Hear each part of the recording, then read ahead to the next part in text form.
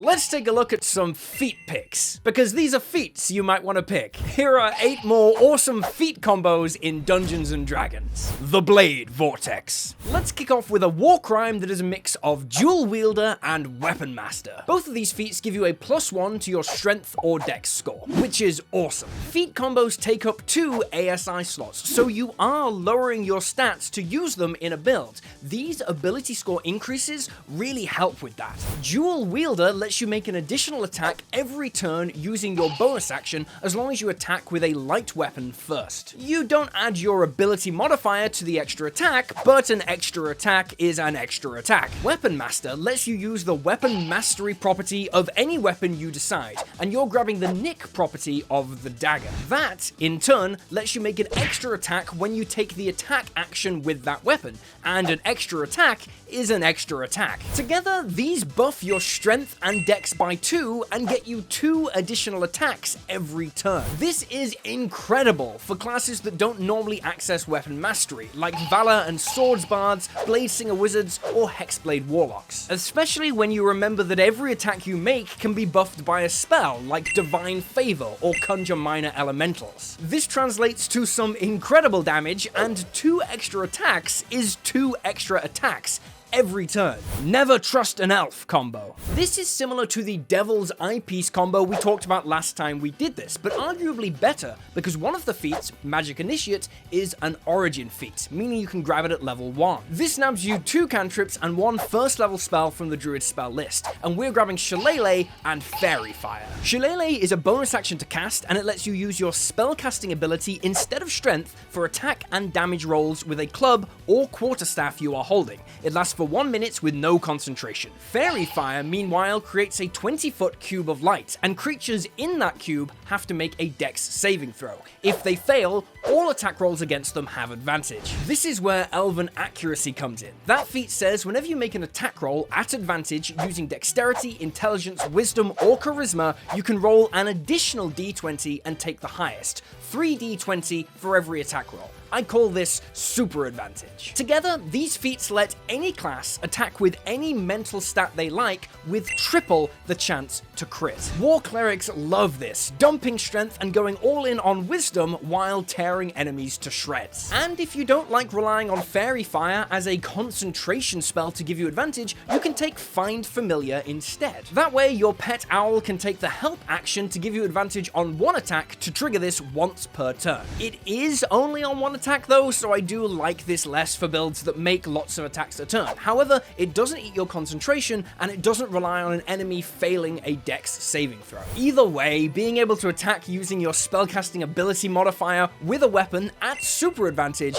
is always powerful. Death in the Mist. This bad boy is a combo of Skulker and Rune Shaper. Skulker buffs your dex by 1, awesome, gives you advantage on hiding, and a little bonus to being hidden. Most importantly though, it gives you 10 feet of blind sight. Rune Shaper is a complicated feat, but basically it gives you a free casting of one of these spells a few times a day. And we're interested in Fog Cloud. Fog Cloud conjures a 40-foot sphere of fog heavily obscuring an area. Enemies with dark vision, devil's sight, and even true sight are blinded by this, but you aren't, because you have blind sight. That means every attack you make against targets in the fog is at advantage. Every attack they make against anyone is at disadvantage, and you can run in and run out without provoking opportunity attacks. In short, you are absolutely terrifying. This is fantastic on rogues looking to set up big sneak attack damage, or on fighters and monks who can make tons of attacks every turn at advantage, or even on rangers and paladins who just appreciate the extra spells. Fog Cloud is also just a great roleplay spell, making for a handy distraction or getaway device. And if you want to shank a couple of fools while they stumble around in the fog, I mean, come on, who's gonna know, right? But let's keep this train moving. Hello? Oh, hello? Oh, yeah, hi. I'm here to steal your house. What? Yeah, I like this house, and I figured I can just murder you and then live in it for free. Oh. Pretty clever, right? Okay, time to die. Wait, what if you could build your own house? What? Yeah, all you need is Gobbo's Guide to Hearth and Home. Gobbo's Guide to Hearth and Home is the ultimate RPG expansion, adding new species, new subclasses, hundreds of magic items and monsters, and of course, full-blown settlement building mechanics to your game. Did you say settlement building? Yeah, you can build a kick-ass base, sure, but you can take things further, creating a full-blown settlement. Develop and upgrade buildings, fortifications, and make decisions that impact the future of your town. It's even got expansive NPC mechanics for people who live and work in your base or settlement, and you can unlock new boons to your gear and abilities by building different things, like forges or shrines to the gods, and tons more. Dobber's Guide is available for pre-order right now. Grab yours using the link below. The Gambit. The Gambit is a mix of the Magic Initiate Origin feat and the Cartomancer feat. This combo is especially powerful if you're using the 5.5e rules, because they say you can only cast one spell with a spell slot each turn. Magic Initiate grabs you a couple of cantrips and a first level spell from the Wizard spell list, and we're grabbing Mind Sliver and Silvery Barbs. We can also cast Silvery Barbs once per long rest without a spell slot. That is important. Cartomancer, meanwhile, lets you imbue one spell that you can cast with a casting time of an action into a card at the end of a long rest. Then, at any point in the next 8 hours, you can flourish the card to cast the spell you stored in it as a bonus action without a spell slot. Now, Silvery Barbs is famously busted. It says whenever a creature you can see within 60 feet succeeds on an attack roll or a saving throw, you can force them to roll an additional d20 and take that as their result. Essentially, you can retroactively add disadvantage on an enemy's saving throw if they initially pass.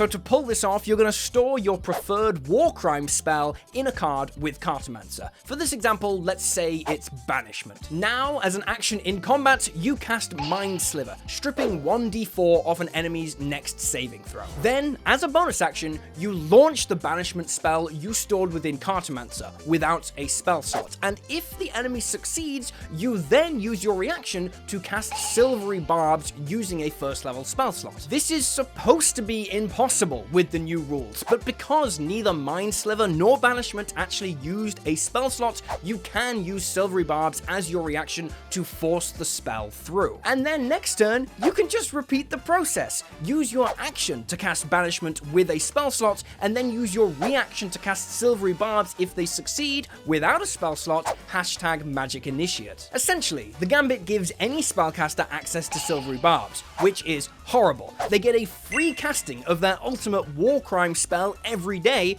which is horrible, and twice per day, they can cast both spells on the same turn to force that overpowered war crime through, which is horrible. This is filthy with spells like Banishment, Polymorph, Hold Monster, Dominate Person, or really anything that is encounter breaking when you get it off. The Unbreakable. Okay, that last combo is kind of complicated. The Unbreakable is classic and simple. Warcaster is a monster of a feat that lets you cast spells even while you're holding weapons, cast spells in place of opportunity attacks, and gives you advantage on your concentration check. It just doubles the odds you have of holding on to your powerful concentration effects like Hypnotic Pattern, Bless, or Haste. Resilient, meanwhile, gives you a flat +1 in any stat and gives you proficiency in saving throws associated with the stats you buff. So if you buff Constitution, you get proficiency in all Constitution saving throws, which means every concentration check you make. Depending on your level, that's up to a +7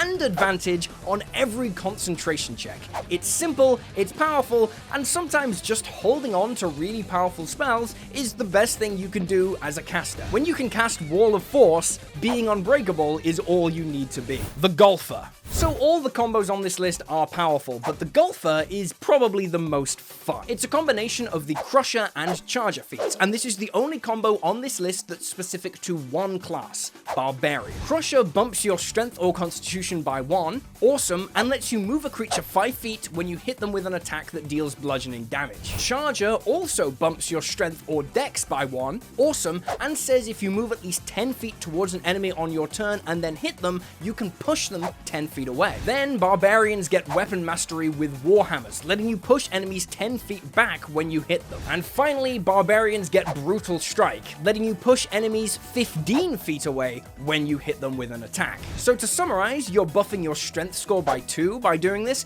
and then you can waltz 10 feet up to an enemy, bonk them on the head, and launch them 40 feet away. Most interestingly, if you have the Crusher feat trigger first, you can move an enemy 5 feet in any direction, including straight up, up, meaning the remaining 35 feet of push will knock them back 35 feet diagonally up and away from you. If your DM uses the rules as written for fighting on a grid, that creature will take 3d6 bludgeoning damage when they land. But if they're a nerd and use the Pythagoras theorem to determine the height an enemy reaches when you do this, they will still take 2d6 fall damage on top of the damage you deal with your initial attack. In either scenario, the enemy is landing prone in a crumpled heap, ready for the rest of the party to dogpile them, assuming you haven't launched them off the edge of a cliff, or down a pit, or just shredded them through spike growth. The Bad Thoughts combo. Bad Thoughts is a very funky combo mix of actor and telepathic. Both of these feats buff your ability scores by 1, which is obviously awesome. Telepathic gives you the Detect Thoughts spell, and you can cast it once per day without a spell slot or components,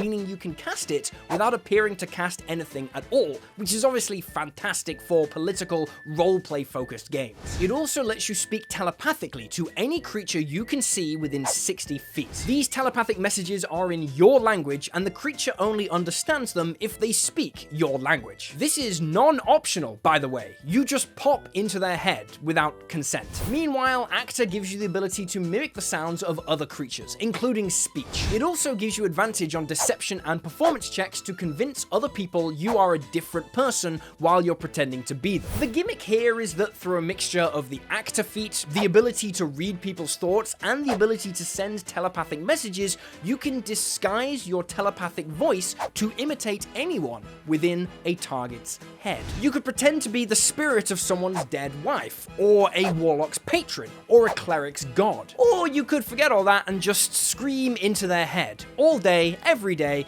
until they go insane. The limit here is your imagination. The possibilities are endless. This is easily one of the most powerful gaslighting combos in D&D, and a creative/evil player can do stuff with this that would make Loki blush. The Boomstick. Boomstick is a classic combo from 2014 D&D, and no feat combo list would be complete without it. This is a mix of the Warcaster feat and the original version of Polearm Master. We already know that Warcaster is amazing, and it lets you cast a spell in place of hitting an enemy with a weapon when they trigger an opportunity attack. Yes, the spell has to have a casting time on action, and yes, it does have to target only that creature. Meanwhile, Polearm Master lets you make an opportunity attack against any creature that enters your reach while you're wielding a polearm, such as a quarterstaff, which all spellcasters can wield. Together, these make it so you can blast any creature that moves within 5 feet of you with a spell as a reaction. In terms of action economy alone, this is insane. Getting a full action spell as a reaction is awesome. It's also fantastic defensively. Warlocks can target enemies with Eldritch Blast who try to approach them, knocking them back and slowing them down. Or you can just cast Polymorph, or Banishment, or Disintegrate, or even just cast Dissonant Whispers to send that enemy who wasted their turn running up to you scurrying away before they can make an attack. Sadly, they changed the wording of 2024's Polearm Master, so you can no longer do this if you use that version of the feat. However, you can now abuse Warcaster to cast spells on allies who trigger opportunity attacks by running past you, to buff them with things like Haste or Cure Wounds, which is very fun. But if you want more awesome feats and spells, magic items, rules, expansions, subclasses, species, and maps, you can support this channel on Patreon to grab all of those things. There's a free pack you can download right away, and your support on Patreon or through YouTube memberships is what makes these videos possible in the wild world that is unpredictable YouTube ad revenue. Also remember to like and subscribe, check out other videos on the channel, and yeah, that's all I got. I'll see you next time.